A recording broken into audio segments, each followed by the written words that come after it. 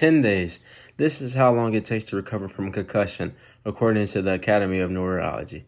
So how many NFL teams do you know that give their players the actual 10 days to recover from a concussion? Everyone enjoys watching football, but when it comes to the injury part, they never really think about whether or not they get the full amount to recover from the concussion. I watch football every Monday, Thursday, and Sunday. Also, I've had a concussion playing football, and I really know what it feels like and how long you should take off from your sport. Concussions are very overlooked in the NFL, and the athletes go through so much work and time. There are 3 things that are needed to be discussed: the background on the concussion protocol, the mistakes made for Tua, the Dolphins quarterback, and the new and improved concussion protocol. That takes us into our first topic, where we're going to learn about the background of the concussion protocol. The first concussion protocol in the NFL was developed in 2011. The first concussion protocol was produced by the Head, Neck, Spine Committee. It was produced in order to diagnose and manage concussions within the players of the NFL. The concussion protocol included 2 main things that were looked for. These 2 things included the players must exhibit or report symptoms of signs suggestive of concussion or stinger, and the team athletic trainer, booth, ATC spotter, team physician, NFL game official, coach, teammate, sideline, and unofficiated trauma.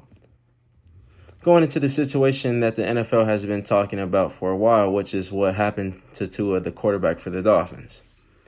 Tua should not have been playing after what happened to him during the Bills and Dolphins game.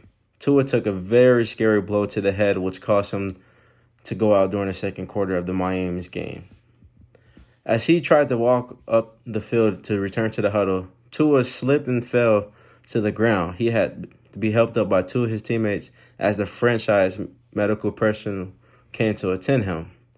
He was then cleared to play that Thursday night against the Bengals, but took another hit and could not get back up, and it was taken off the field by an ambulance.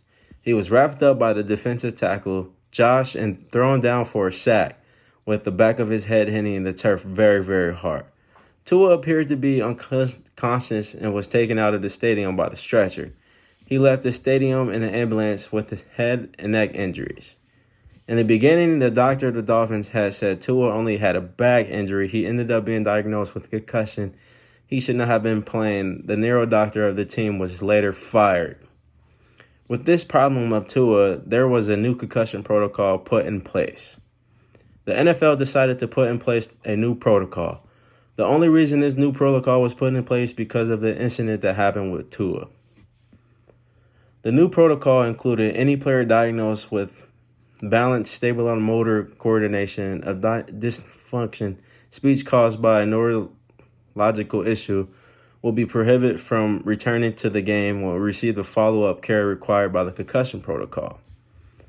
If any player experienced any of these symptoms listed, they must go through with the concussion protocol and follow the 5-step return to participate. There are also symptoms that were included in the protocol. If the player experiences confusion, loss of consciousness, and amnesia, then they are prohibited from returning to the game. The 5-step return to participate is symptoms, limited activity, football-specific exercise, club-based non-contact training drills, and full football activity clearance. Coming into the conclusion, concussions are serious and the players need the right people to help them in the right way to get through them. Concussions are so important to diagnose at the right time. If not, there is a series of things that could go wrong. So the few things that we need to be discussed are the background of concussion protocol, what happened to Tua, and the new and improved concussion protocol put in place by the National Football League. We all enjoy football, but it's just deeper than touchdowns and wins. It's all about having fun and it's mostly staying safe.